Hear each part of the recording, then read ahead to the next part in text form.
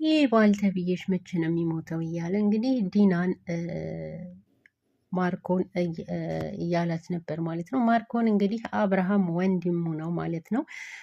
ቢሆንም ግን እሱ አብርሃምን መግደል ይፈልጋል ዲና ጋር ተባብሮ ማለት ነው።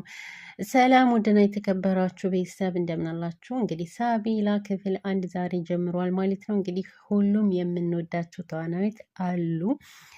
ሳቢላ እንግዲህ ደስ የሚል ነው ማለት ነው። ሳቢላ ህፃኗ ልጅ ናት። የአብርሃም ልጅ ስትሆን የአብርሃም ሚስት ደግሞ ዲና ስትሆን እንግዲህ ዲናና ማርኮን አብርሃምን መግደል ይፈልጋሉ ማለት ነው። ሰራተኛዋ ደግሞ ልዩ ደግሞ ግብ ግብ ይዛለች ማለት ነው አብርሃምን ለማዳን። በስተመጨረሻም ግን ያው እጅ ተፈንጅ ተይዛለች።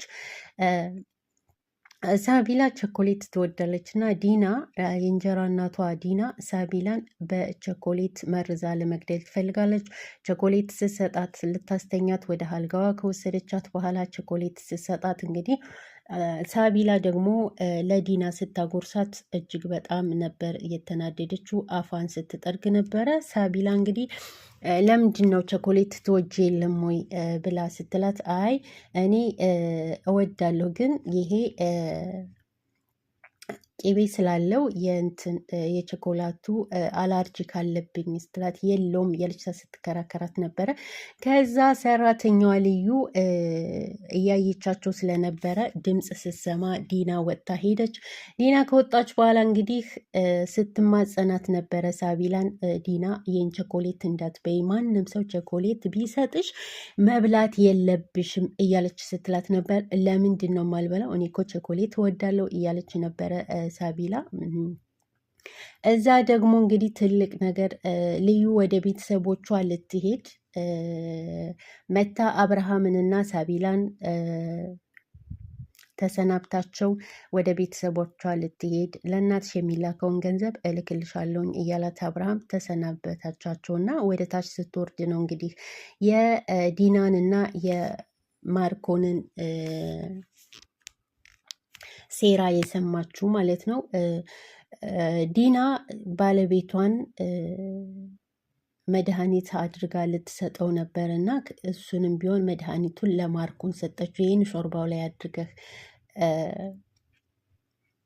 ስጠው ብላ፣ ማርኮን ደግሞ አንቺ የማትገላግል ከሆነ እኔ በአንድ ሽጉጥ እገላግለዋለሁኝ በአንድ ጥይት ሲላት፣ አይ ተጠያቂ መሆን አልፈልግም፣ ይህንን ሾርባው ላይ አድርገህ ይዘህና ብለው በጣም አብዛበት፣ መብዛት አለበት መድኃኒቱ ስትለው፣ አይ ይመረው ከሆነ ያስታውቅብናል ስላት፣ አይ ሾርባውን ጣፋጭ ነገር አብዝቼበታለሁ እንዳያስታውቅ ብላ መድኃኒቱን ሰጥታው ሄደች።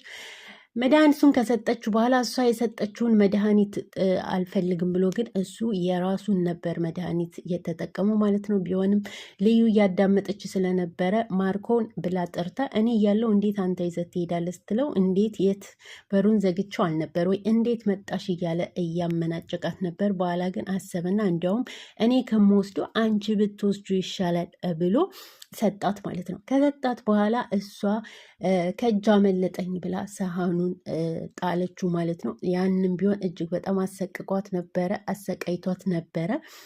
ሁሉንም ተቋቁማ ከእንደገና ቀጥ ወደ ክፍልሽ ሂጂ ብሏት አሁንም ሌላ ሾርባ ለማዘጋጀት እሷን ከጠራት በኋላ ዲናን ከጠራት በኋላ ሌላ ሾርባ አዘጋጀ ማለት ነው። ሂዶ ለወንድሙ ለአብርሃም እራት እንደሚያመጣለት ሁሉ ነገር እንደሚያደርግለት፣ ሳቢላ ደግሞ አጎቴ መጣ ብላ ደስ ብሏት አጎቴ አታስተኛኝም ወይ እያለችው ነበረ።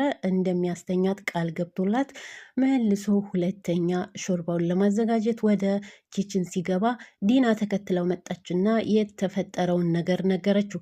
አሁን ይቺ መርዝ የት አለች ብላ ስጠይቀው ክላሷ ትሆናለች እንጂ የት ትሄዳለች እያላት ነበረ።